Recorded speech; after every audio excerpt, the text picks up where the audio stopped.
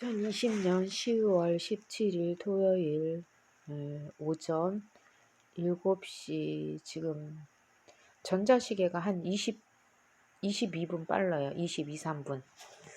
그러니까는 전자시계로 실제로는 지금 7시 한 17분? 7시 17분 정도 됐어요. 근데 제가 지금 내려와서 그 바닥에다 온도계를 놨어요. 그랬더니 이렇게 14도 14도에서 금방 올라가 버리네요. 14도예요. 지금 실내는 15도. 어제는 2도 차이 났어요. 바닥하고. 근데 아까 내려와서 이제 내가 밑에가 발이 시려워요. 특히 엄지발가락이 엄청 시려워요. 그래서 이 온도계를 이제 요 밑에다가 마루 바닥에다가 이렇게 이제 넣어놨어요. 아까. 그래서 이제 바로 이렇게 온도계를 측정을 했는데 바로 보니까 14도인데 금방 15도 되어버리네. 조금 더 시간을 두고 했어야 되는데. 그러니까 이게 어떻게 된 거냐면 아까 옥상에 올라가서 내가 이제 처음에 봤을 때보다 온도가 막 올라가는 중이었다 그랬잖아요. 올라가고 있네요. 근데 어느 순간 딱 또 추워졌잖아요. 좀 있다가. 그래서 내가 밑에서 또 냉각수 하나 보다 그랬잖아요. 근데 냉각수를 한 거예요. 내가 17도였어요. 실내 온도는 17도. 이걸 안 보여주려고 그랬는데 안 보여주고 싶은데 그냥 안 보여줄래요. 얘네들 하라고 그냥 내비둘 거예요. 그리고 하라고 그냥 놔두고 그냥 그 온도 과정만 계속 체크를 할 거예요. 안 보여주고 전체를 찍어서. 왜냐면 내가 이렇게 정확한 증거가 되기 위해서 이렇게 글로 쓰고 이렇게 보여주잖아요. 시간 있죠. 습도도 53%로 올랐네요. 푹 올랐네요. 냉각수 하면 이렇게 올라가요. 이거 중요한 말이에요. 냉각수를 어제도 추워졌거든요. 그러면서 순간적으로 이 습도가 확 올라가더라고요. 그러니까 냉각수를 하면 냉각수로 정상 습도를 만들었나 봐요. 그동안. 지금 그러니까는 40% 이하가 되면 입술이 막 터져요. 찢어지고 갈라지고. 근데 40% 이하가 되면 그래요. 40% 근처에까지. 근데 지금 50% 왔는데도 약간 지금 내 입술이 말라 있어요. 터지지는 않고 말라 있는 정도예요. 50% 오면. 그러니까 외부 이제 공적인 기관에서 한 거는 84%예요. 어제도 84% 습도가. 근데 밖에는 84%인데 실내는 실내는 몇 프로예요? 실내는 35%. 근데 냉각수가 훅 들어오면서 그때 온도를 들어보니까 38%로 갑자기 변하더라고요. 그래서 내가 그 사진을 동영상을 촬영하니까 멈췄어요. 갑자기 이게 올라가다가. 이게 지금 가스를 테스트를 하고 싶은데 그건 지금 비싸가지고 지금 안 하고 있어요. 그러니까 내가 이제 남편한테 얘기했어요. 여기는 분명히 이게 공기 오염도 측정하고 휘발가스하고 이런 게 좀 기계가 몇 개가 필요하다. 근데 그게 2, 300만 원 선이라 비싸서 지금 내가 못하고 있는데 집수리 하고도 이런 현상이 계속되면 그때는 이제 기계 사야죠. 기계 사야죠. 얘네들은 아마 나를 무고죄로 한 짓거리 보면 기계를 이미 사갖고 그거를 나한테 씌우려고 이미 그걸로 측정을 하고 있을 거라고 봐요. 왜? 극우들의 도움을 받고 기독교 그 여의도 순복음교회나 명성교회 그런 데는 이런 일을 계속 하고 있을 거예요. 그래서 노무현 대통령이 희생당한 거죠. 이런 식으로 해서 저것들을 빨갱이니까 죽여야 돼. 노무현 빨갱이야 죽여야 돼. 문재인도 빨갱이야 죽여야 돼. 이거를 계속 심어주는 거예요. 무식한 사람들 끌고 다니면서. 지식인들한테는 못하고 무식한 사람들. 아니면 그 진중권이 같은 배워도 그 사람은 완전히 똘끼에 똘끼. 무식하다고 표현하지 않을게요. 또라이에 또라이. 똘끼가 있는 사람. 그 진중권도 아마 그구들한테 상당히 뒷거래로 지금 돈 받고 있을 거라고 봐요. 난 그렇게 생각해요. 다 돈이에요, 보면. 세상은요, 돈 주면 다 들어줘요. 그래도 양심적이라면 돈은 받아도 투표는 진보한테 하겠지. 나는 그렇게 믿고 있어요. 그게 사람이니까. 그구들을, 그 모자란 사람들을 미치게 만드는 역할은 해도 저도 지 자식이 있기 때문에, 진중권은 일본 자식이지. 지 자식을 키우는 사람들은 그래도 투표는 진보에 난 찍을 거라고 나는 생각해요. 돈 때문에 지네들이 그렇게 그짓거리를 하지. 보면 완전히 돈이잖아요. 걔네들 하는 거 보면 돈. 이명박이도 돈, 박근혜도 돈, 박근혜하고 최순실이 돈, 박덕흠도 돈, 어마어마한 돈. 서민들은 상상도 못할 돈. 기가 막혀. 삼성을 등에 업고 항상 꼭지에는 삼성과 대통령이 있었던 거죠. 삼성과 박근혜. 그 삼성도 지금 큰 숙제죠. 민주정권으로 가려면 이재용이 개과천선을 해야 되는데 모르겠어요. 난 거기까지는 내가 뭐 언급할 사항이 아닌 것 같고, 어찌든 내 주변에서 일어나고 우리 진보들의 일상생활에서 이 고통을 다 겪지를 않기를 정말 바래요. 이 속에서요, 악이 나오면 장애인인데요. 그건 내가 봤어요. 전에 살던 데서. 위아래 다 장애인 태어났어요. 애들이 크지도 못하고 계속 쬐끄맣고 맹하고 말도 못하고 두 돌이 지났는데도 말을 못해요. 그 애기가 크지도 못하고 계속 안고 다니고 고개도 못 가누고 우애도 그랬어요. 근데 그게 또 그 할머니가 애를 맞벌이니까 봐주는데 어떻게 하면 애를 갖다가 벽에다 내치는 거야. 그러니까 우리 이제 옆에 사람들 괴롭히려고. 그 구구들은 생각이 없어요. 그냥 내가 싫으면 다 죽여야 되는 대상인 것 같아, 아마도. 자기들이 싫으면 다 죽여야 되는, 없애야 되는 대상인 것 같아요. 진짜 이해 못해. 그러니까 그런 것들만 골라가지고 그구들이 끌고 다녀요. 저렇게 선동질하고. 그러면 이게 유튜브가 지금 없으니까 그러지, 아니 있으니까 그러지, 유튜브 없을 때는 그거 믿잖아요. 나도 그랬어요. 하도 옆에서 긴고랑에 올라가면요, 긴고랑에 물 들어가면요, 남자들 노인들 모여 앉아갖고 전부 문재인 정부 전부 욕해요. 진보 쪽들은 그냥 얘네들 무서워갖고 걔네들은 진짜 아주 그냥 길길이 날뛰거든요. 살기를 가지고 진보 얘기하면 난리 나요. 그 빨갱이 공산당 새끼라고. 그러니까 사람들이 말을 못해.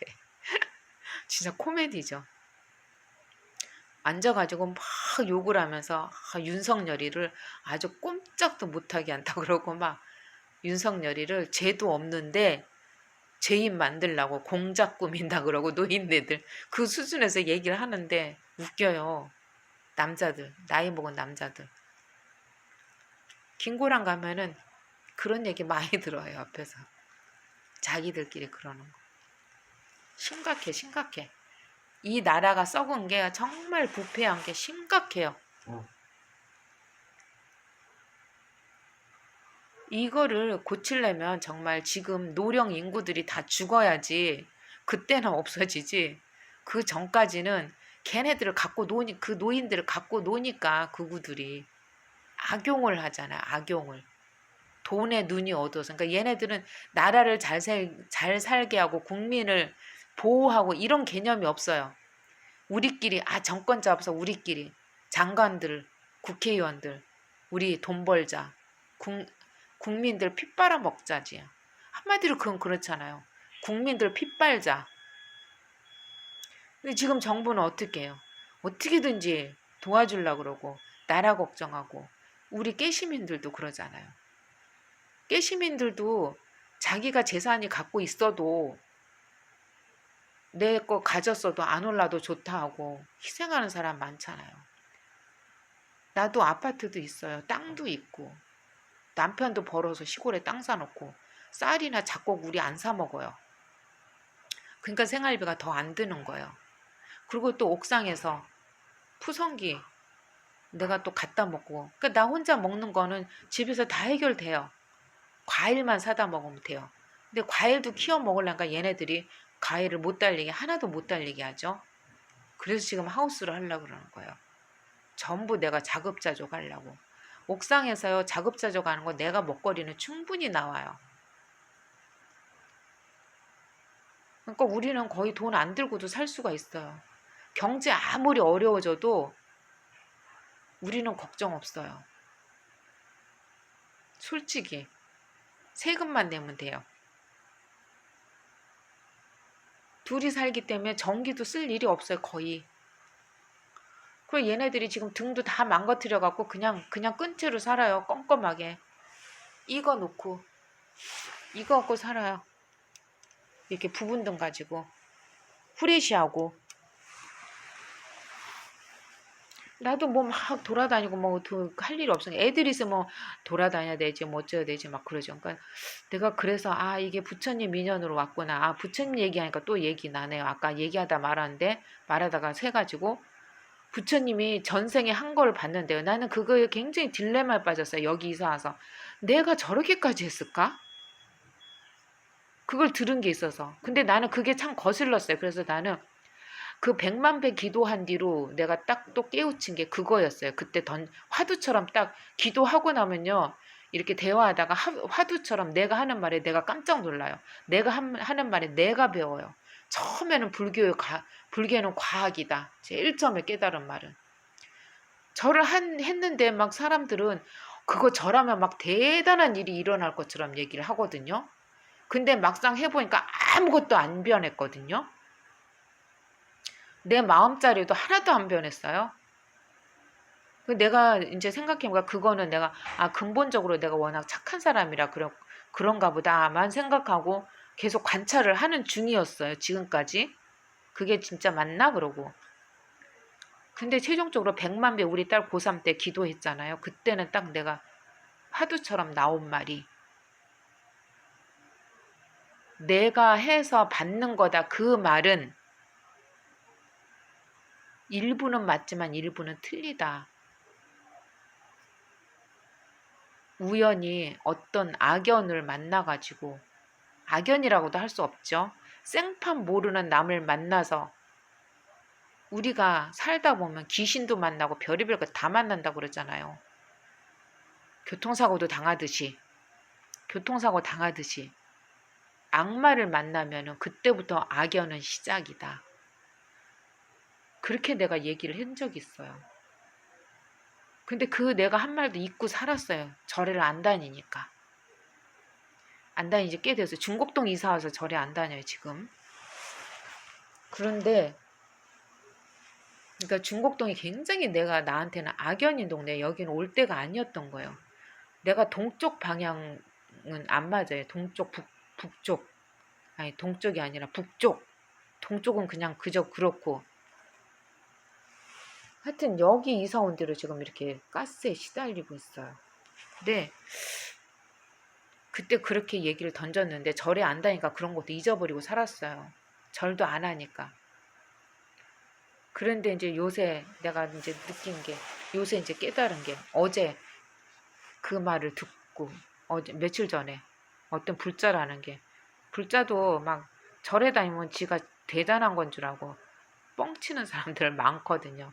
그런 사람들이 나처럼 기도하면 정신병자 돼버려요. 정말 깨끗한 마음으로 청정하게 하고 나 자신을 자꾸 돌아봐야 돼요. 이게 내가 하는 행동이 옳은가 그른가를. 그냥 생각 없이 막 하면 가버려요. 미친 사람 돼요. 그게 항상 화두였고 내가 그거를 이제 반론을 들었어요. 근데 그 말은 이제 그거예요. 이제 그 김고랑에서 만난 어떤 보살한테도 그거 아니다. 인연은 언젠가 시작이 있다. 어떤 사건으로 시작이 된다. 그 사람과 인연이. 그러기 때문에 모든 것을 그렇게 하는 것은 그거는 잘못된 말이다. 그렇게 내가 얘기를 했어요. 그랬더니 아니래. 그래서 아니다. 뭐든지 시작이 있지 않느냐. 내가 그랬어요. 근데 더 이상 얘기 못 하더라고요. 그래서 내가 100만 배 절을 하고 봉은사 가서 3000배 보살이라는 사람이 있었나 물어보라 그랬어요. 그랬더니 나보고 그런 말도 하는 거 아니래. 그러니까 일반인들이 이렇게 잘못된 거라고요. 스님들이 우리를 교육시키기 위해서 그냥 그때그때 던진 말을 그거를 갖다가 막 써먹는 거예요. 일반인이 일반인한테. 스님이 일반인한테 훈육의 말로 쓰는 말을 그걸 함부로 쓰고 다녀요. 잘못된 거거든요. 스님이 법문을 하잖아요. 깨달음을 주기 위해서. 그러면 가장 이제 절에서 기도할 때 보면 가장 못된 사람들이 그 말을 악용을 해요. 내가 볼 땐 네가 들어야 될 소리인데 그 말을 갖다가 지가 싫어하는 사람한테 하는 거예요. 이상한 논리로. 비정상적인 논리로. 스님이 저 여자 들으라고 했어. 이런 식으로. 내가 객관적으로 이렇게 보고 있을 때는 그 사람들 몰라요. 하는 것만 보죠. 나는 입 닫고 무건 기도를 하니까 항상 내가 절에 가서 기도할 때는 무건 기도예요. 절에서 아예 말을 안 해요. 내가. 스님들을 만나도 그냥 인사조차도 그냥 안 해버려요. 귀에 돌아요. 저 멀리서 보면 바로 이렇게 옆길로 새버려요. 그래서 그 봉온사에서 내가 뭐라고 하면은 사람들이 다 들었어요. 그리고 대단한 사람, 내가 말하면 몰려들고 사람들이. 바른 말 하니까. 근데 되지 못한 사람들 이제 여기서 이제 그 만난 사람은 영화사 신도래. 영화사를 40년을 다니고 이제 옆에서 가만히 듣죠. 나는 사람 만나자마자 이렇게 다가가진 않아요. 어떤 이제 사건을 화초조하고 이런 마음이 착해 보이는 사람들은 이렇게 다가가지만 그렇지 않고 말 많고 떠벌떠벌 한 사람들은 가만히 살펴봐요. 영화사 40년 다니고 엄청 잘난 척 하더라고. 어떤 스님들하고 어떤 스님들하고. 근데 난 어떤 스님도 알고 이 말 나오면은 저 사람 상이 높구나 그래요. 자기가 아는 스님이라고 함부로 입에 올리는 건 그 스님을 비하하는 거거든요. 내 스님, 내 수준이야 이러고. 그 뜻이에요. 그 사람들 얘기 들어보면. 대통령 얘기도 그래요. 함부로 올리는 사람들은 대통령을 정말 칭송하는 사람 거의 없어요. 욕해요, 욕. 그구들 특히. 진보 유튜버들은 진보 유튜버들이나 대통령 칭찬하고 객관적으로 보려고 노력하죠. 왜? 나 같은 사람은 진보에서 헛소리 하면 나 진보 활동 안 해요. 이체 틀린 말 하면. 저 사람 의사 전달 잘못하고 있구나. 그게 독이거든. 정확한 팩트를 해갖고 거기에 대해서 정확한 팩트를 해서 그 사람이 나쁜 사람이면 진짜 이성원 씨처럼 파리처럼 막 후들겨 패주는 거. 그런 스타일이 나는 좋아요. 잘못한 건 응징하고 잘한 건 칭찬하고. 그때 얘기가 샜는데 그래서 내가 하는 말은 얘네들하고 나하고 관계는 얘네들이 악연을 지금 시작했어요. 기독교하고 불교하고 얘네들은 만날 일이 없어요.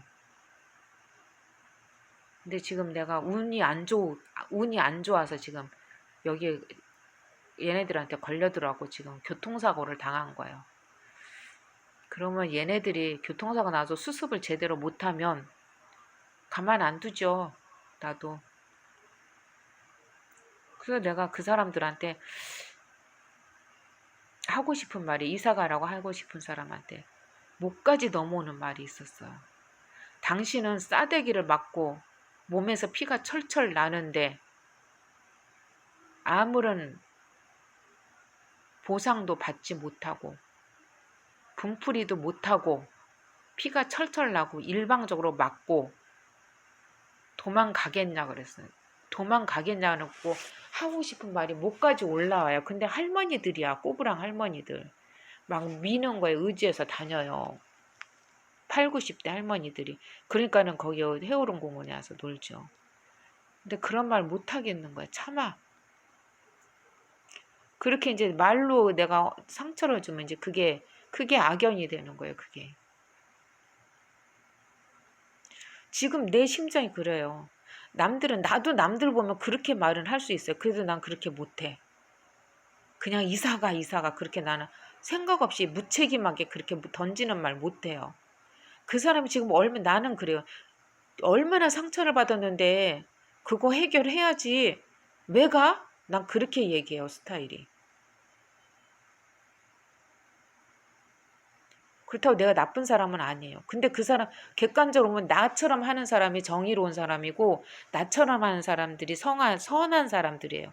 그 사람들 속에는 뭐가 있냐면 오기가 들어있는 거예요. 너 한번 이사 가서 비용도 지출하고 해봐. 힘든 길을 걸어. 이런 거예요. 그 사람들은 무조건 타인은 공격하는 스타일이에요. 따뜻한 마음이 없는 거예요. 조금만 더 생각을 하면 일방적으로 폭행당하고 일방적으로 가스질 당하고 잠잘 때 그렇게 얼굴이 신체가 망가질 정도로 팅팅 불고 배는 맨날 빵빵하게 가스 차 있고 맨날 그거 먹어갖고 가스 먹어갖고 무리 가갖고 간에 손상이 가고 심장까지 파고들어갖고 혈관도 지금 안 좋은 상태라서 맨날 주먹도 잘 안 쥐어지고 그렇게 몸이 상해갖고 있는데 내가 소리 없이 이사 가게 생겼어요, 지금. 그 사람들은요, 자기가 당하면은 그냥 칼 들고 쫓아가요. 그러니까 그 사람들도 내가 좋게 생각하려고 나는 항상 그래요. 좋게 생각해 주는 거예요. 어떻게? 오죽이나 속이 상하면 오죽이나 내가 불쌍하고 죽게 생겼다고는 계속 하니까. 죽게 생기니까 그냥 무조건 앞뒤 가리지 않고 얼른 이사 가라 성급한 마음에 그 뜻이었겠지 그래요. 근데 받아들인 나는 그런 것까지 왜 생각을 안 했겠어요. 내가 여기서 이사 간다면 내가 너무 억울하고 분한 일이고 나는 내 명예는 추락하고 내가 만약에 활동을 하면 유튜브 활동 하려고 했어요. 여기 와서 그런 꿈까지 가지고 왔어요. 옥상에서 하려고 옥탑 창고에서 그 꿈도 다 깨졌어요. 지금 아무것도 못하는 거예요. 그러니 내 분노가 얼마나 끝까지 차 있겠느냐고. 남의 사정을 모르면서 극단적인 말은 함부로 하면 안 된다는 거를 내가 또 교훈을 얻었어요. 나는 이런 상황을 곰곰이 생각하고 하면서 내가 교훈을 삼아요. 아, 저렇게 하면 안 되겠구나. 아무리 상대가 불쌍하고 측은해도 말을 그냥 함부로 뱉으면 안 되는 거구나. 그런데 나는 그렇게 뱉지는 않지. 정의로운 사람이라. 그 억울해서 어떻게 해요? 여기다 초점을 맞추죠. 그거 억울하고 몸이 망가지고 그 분노를 어떻게 해요? 여기다 초점을 맞춰요. 듣고 도와주고 싶으면 도와줄 일 있으면 도와주고 이런 거지. 그냥 도망가야지 그렇게 단순하게 판단 안 해요. 그래서 하여튼 그분들은 노인네들이라 내가 내 상처 치유 차원에서도 좋게 생각해요. 항상. 아, 그렇게 생각한 거지. 왜 당신들은 늙었고 죽음을 이제 거의 이제 많이 못 살잖아요. 나이가 있으니까. 그러니까 그분들은 당신 건강에 그만큼 신경을 쓰는 분들이라서 나한테 그렇게 얘기했구나. 따뜻하게 생각하자 이렇게 생각을 해요. 그러면 내가 상처 안 받아요. 그런 식으로 살아요. 그래서 내가 항상 긍정적이에요. 성격이. 열정적이고 긍정적이고.